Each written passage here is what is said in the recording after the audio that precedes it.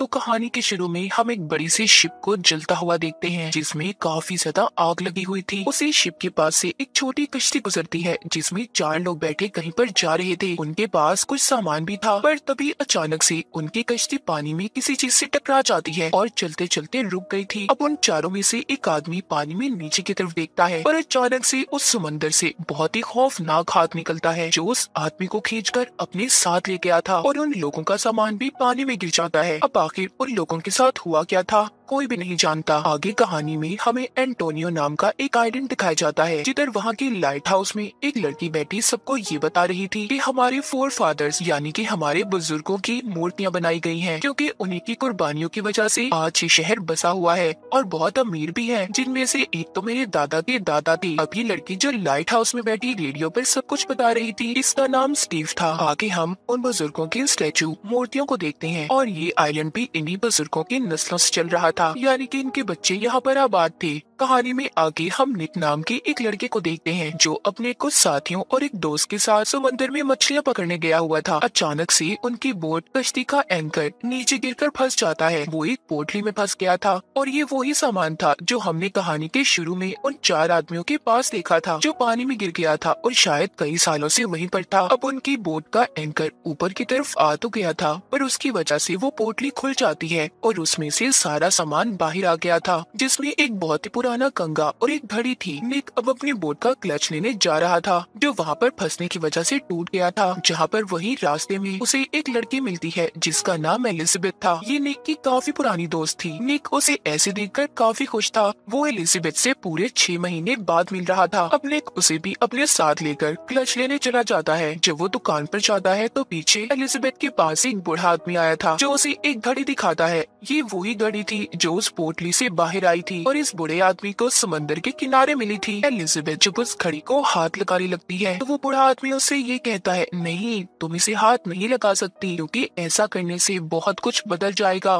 मगर फिर भी एलिजाबेथ उस घड़ी को हाथ में ले लेती है जिससे ऐसा करने से वो घड़ी जो कई सालों से बंद थी वो चलने लगी थी। वो उस घड़ी पर एक तराजू के निशान को भी देखती है। तभी वहाँ पर निक भी अपना काम खत्म करके वापिस आ जाता है। उसे देखकर बूढ़ा आदमी वहाँ से चला गया था। ये दोनों भी वहाँ से चले जाते हैं। इसके बाद हमें स्टीव को दिखाया जाता है जिसको उसके दोस्त का फोन आया था। वो भी इसी की तरह लाइट हाउस में काम किया करता था। वो स्टीव को बताता है कि मैंने अभी रडार में ये देखा है कि एक बहुत ही गहरी फोक धुंध कोहरा हमारे आइलैंड की तरफ आ रहा है, जिसे सुनकर स्टीव काफी हैरान थी। उधर निक भी एलिजाबेथ को लेकर उसके घर जा रहा था। तभी अचानक से कोई चीज उनकी गाड़ी से आकर टकराती है जिससे उनकी गाड़ी के शीशे टूट गए थे। ऐसा भयानक एक्सीडेंट देखकर दोनों डर जाते हैं। तभी उधर उनके पास एक फादर आए थे जो ये कहकर वहाँ से चले जाते हैं, खून के बदले खून होगा। वो दोनों उनकी ये बातें सुनकर अब ज्यादा डर गए थे। एलिजाबेथ भी अपनी मॉम के घर आ जाती है। उसे देखकर पहले तो उसकी मॉम काफी खुश थी पर बाद में वो उससे ये कहती है कि आने से पहले तुम्हें मुझे बताना चाहिए था। ये सुनकर एलिजाबेथ को गुस्सा आ गया था। वो अपनी मॉम का घर छोड़कर बाहर आ जाती है जहाँ पर अभी भी निक खड़ा था। वो जब उसको ऐसे देखता है तो उसे इस बात का अंदाजा हो गया था कि उसकी मॉम की इसके साथ लड़ाई हुई है, इसीलिए वो एलिजाबेथ को लेकर अपने घर आ गया था। रात को ये दोनों सो रहे थे तो अचानक से एलिजाबेथ डरकर उठ जाती है। उसे एक बहुत ही डरावना सपना आया था जिसमें वो खुद को पानी में डूबते हुए देखती है और कुछ लोगों को जलता हुआ। यहाँ पर ये पता चलता है कि ये सपने एलिजाबेथ को हमेशा आया करते थे। अब वो उठकर अपने कंप्यूटर पर उसी निशान के बारे में सर्च करती है जो उसने घड़ी पर बना हुआ देखा था, एक तराजू का निशान, क्योंकि वो अब उसके सपनों में भी आने लगा था। तभी उसका कंप्यूटर अचानक से बंद हो जाता है। उसके ऊपर छत से पानी की बूंदें टपकने लगती हैं। एलिजाबेथ जब ऊपर देखती है तो उसे भीगे हुए पाँव के निशान नजर आते हैं। ऐसा लग रहा था कि जैसे छत पर कोई उल्टा चला हो। ये उन निशानों का पीछा करती बाहर आ गई थी जहाँ पर बहुत सारी फोक थी। उस फोग ने एलिजाबेथ को चारों तरफ से घेर लिया था। अचानक पीछे से निक भी आ जाता है जो उसे दोबारा से घर के अंदर ले गया था। दूसरी तरफ हम निक के दोस्तों को देखते हैं जो उसकी बोट लेकर समंदर में अपनी फीमेल फ्रेंड्स के साथ पार्टी कर रहे थे। उधर भी उनकी बोट के चारों तरफ फोग आ जाती है। निक का दोस्त मदद के लिए राब्ता करता है पर बहुत ज्यादा धुंध और ठंड की वजह से किसी से भी राब्ता नहीं हो पा रहा था। अब तभी उनकी बोट की सब चीजों में धमाके होने लगते हैं। निक का दूसरा दोस्त जब इंजन को चेक करने जाता है तो बाहर वो आकर देखता है कि एक बहुत बड़ा शिप है जिसमें कुछ लोग भी हैं। ये उसी शिप को दिखाने अपने दोस्त को बुलाता है, पर जब वो उधर आया था तो उधर कोई भी नहीं था। तभी कोई चीज आकर उनकी बोट पर हमला कर देती है, जिस वजह से उनके साथ जो 2 लड़कियां थी उनकी मौत हो गई थी। और उसके बाद एक चाकू आकर निक के दोस्त की आंख में लग गया था, जिससे वो भी बेचारा मौके पर ही मर जाता है। क्या चीज थी जो सबको नुकसान पहुंचा रही थी? कोई स्पिरिट, आत्मा, कोई भी नहीं जानता था। अगले दिन निक को उसके अंकल की कॉल आती है। वो उसको बताते हैं कि तुम्हारा दोस्त कल रात से घर पर नहीं आया। मतलब ये उसके दोस्त के डैड थे। वो तुम्हारी बोट को लेकर दोस्त के साथ पार्टी करने गया था। ये सुनकर निक अब एलिजाबेथ को लेकर एक कश्ती में अपने दोस्त को ढूंढने जाता है, जिधर उन्हें समंदर में उनकी बोट तो मिल गई थी, पर जब वो उसके अंदर जाकर देखते हैं बोट की हालत बहुत खराब थी, जिसे देखकर दोनों को ये बात तो पता चल गई थी कि यहाँ पर कुछ ना कुछ जरूर गड़बड़ है। जब ये बोट को देखते हैं तो निक को अपने एक दोस्त की लाश मिल गई थी, और साथ ही समंदर में नेट के अंदर उन 2 लड़कियों की लाशों को भी देखता है। एलिजाबेथ जब थोड़ा और बोट को चेक करती है तो उधर निक का दूसरा दोस्त मिलता है जो फ्रिज में बैठा था। दरअसल ये रात होने वाले हादसे से डरकर यहाँ पर छुपा हुआ था। निक का दोस्त उसको बताता है कि बहुत ही गहरी फोग ने हमारी बोट को चारों तरफ से घेर लिया था। हमारे एक दोस्त और 2 लड़कियों को भी उसी ने मारा है। यहाँ पर कोई भी उसकी बात पर यकीन करने के लिए तैयार नहीं था। अब निक को बोट से एक कैमरा भी मिला था, जिसको वो लेकर एलिजाबेथ को दे देता है और उसे उसको संभालने का कहता है। साथ ही ये भी कहता है कि शायद हमें इस कैमरे से कुछ पता चल जाए कल रात आखिर किस चीज ने हमारी बोट पर हमला किया था। क्या पता इसमें कुछ रिकॉर्ड हो। अब एलिजाबेथ निक की बोट हाउस में बैठकर उस कैमरे की रिकॉर्डिंग को देख रही थी, जिसे देखकर उसे ये पता चलता है कि उनका दोस्त सच कह रहा था। उन पर रात किसी फोग ने ही हमला किया था। उसी फोग ने उन सबकी जान ली है। अब ये सब बताने एलिजाबेथ निक के पास जा रही थी, पर जाते हुए उसका पाँव फिसल जाता है और वो पानी में गिर गई थी। ऐसा लग रहा था कि शायद कोई चाहता ही नहीं है वो सब निक को बताए। उसके साथ वो कैमरा भी गिर जाता है। एलिजाबेथ खुद को बचाती है और एक दीवार का सहारा लेकर पानी से बाहर निकलने की कोशिश करती है, पर तभी उसे वहाँ से एक बहुत ही पुरानी किताब मिली थी, जिसे लेकर अब वो एक फादर के पास जाती है। ये वही फादर थे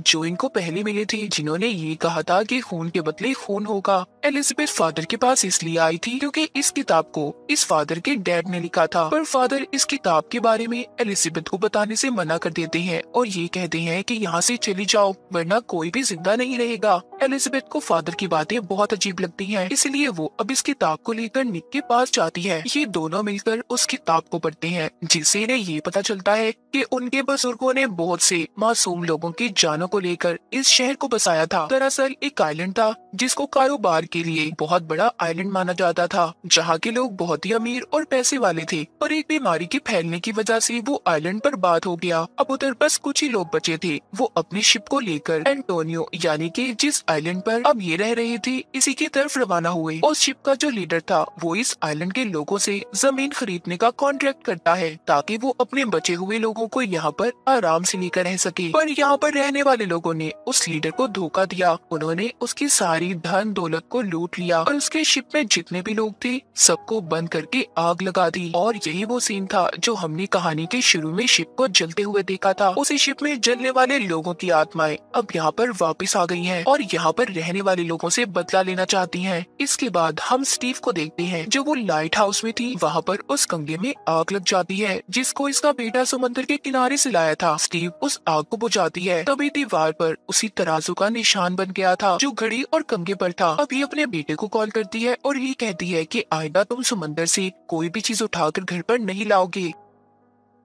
उधर हॉस्पिटल में निक अपने दोस्त के पास था, तभी उधर ही एलिजाबेथ मुर्दा खाने में जाती है जहाँ पर निक के बाकी के दोस्त थे जो मर चुके थे। उनमें से एक दोस्त जिंदा हो जाता है और पीछे से एलिजाबेथ को पकड़ लिया था। जब वो शोर करती है तो वो नीचे गिर गया था और दोबारा से मर जाता है। उधर समंदर के किनारे वही आदमी जिसके पास घड़ी थी, उसको वहाँ पर एक रस्सी दिखाई देती है। जब वो उसे अपनी तरफ खींचता है तो ऐसा लग रहा था कि जैसे किसी फोक धुन को वो अपनी तरफ खींच रहा हो। यहीं पर स्टीव का बेटा भी था जो ये सब खड़ा देख रहा था।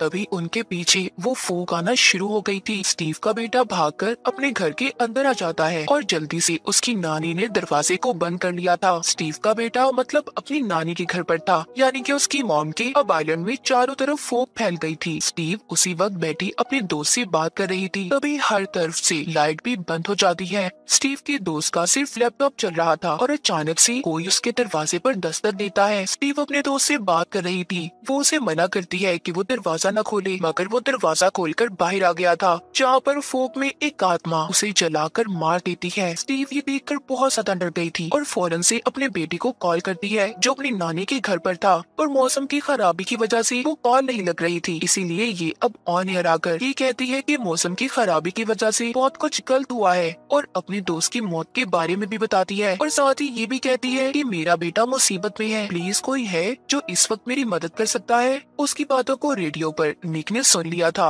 वो जल्दी से अब एलिजाबेथ को लेता है और स्टीव के बेटे को ढूंढने निकल गया था। दूसरी तरफ हम इनके बुजुर्गों की मूर्तियों को देखते हैं, जिनको देखने बहुत से लोग आए थे। तभी पूरे शहर की लाइट भी चली गई थी। स्टीव भी अपने बेटे को ढूंढने निकल जाती है, मगर अचानक रास्ते में उसकी गाड़ी बंद हो गई थी। वहाँ पर बहुत सारी फोग फैल गई थी। उस फोग ने स्टीव की गाड़ी को चारों तरफ से घेर लिया था। तभी सामने से एक ट्रक उसकी गाड़ी को टक्कर मारता है। क्योंकि फोग की वजह से किसी को कुछ भी नजर नहीं आ रहा था, उसकी गाड़ी बल खाती हुई पानी में गिर गई थी। स्टीव पानी से निकलने की कोशिश करती है, मगर पानी में भी एक आत्मा आ गई थी, जो उसका पाँव पकड़कर उसे अपनी तरफ खींच लेती है, मगर वो किसी न किसी तरह उस पानी से बाहर निकल गई थी। उधर स्टीव की मॉम जो घर में थी, उसकी मॉम को भी एक आत्मा ने जला दिया था। उसका बेटा जब अपनी नानी को ऐसे देखता है तो खुद को उसने कमरे में बंद कर लिया था, पर फोग के अंदर जो आत्मा थी वो उसके कमरे में भी आ गई थी और स्टीव के बेटे को मारने वाली थी। लेकिन तभी उधर निक आ जाता है, जिसने स्टीव के बेटे को बचा लिया था। वो उसको गाड़ी में बिठाकर वहाँ से चले जाते हैं, मगर उनका भी कुछ ना दिखने की वजह से एक्सीडेंट हो जाता है।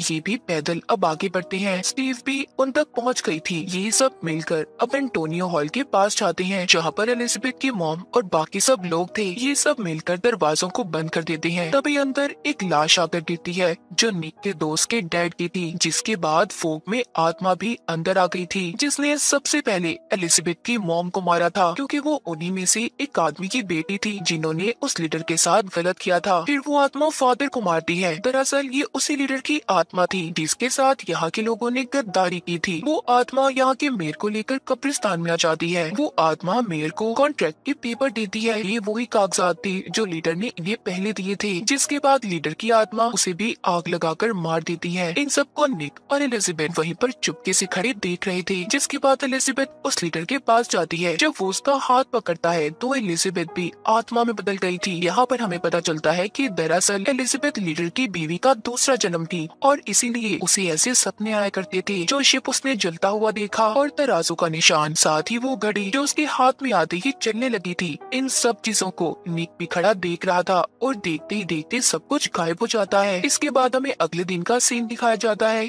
जहाँ पर स्टीव अपने बेटे के साथ बैठी लाइट हाउस में रेडियो पर बात कर रही थी। वो सबको बता रही थी कि कल क्या हुआ था और ये सब कुछ क्यों हुआ कोई भी नहीं जानता, पर हाँ, सब अपनी गलतियों की वजह से मारे गए और हर चीज अपना बदला लेने वापस जरूर आती है। यानी कि खतरा अभी टला नहीं था। निक भी उस किताब को समंदर में फेंक देता है जो एलिजाबेथ को मिली थी, इसी कोशिश में कि शायद अब ये मौत वाली फोग दोबारा इनके शहर में नहीं आएगी। और इसी के साथ ही खतरनाक फोग की कहानी यहीं पर खत्म हो जाती है।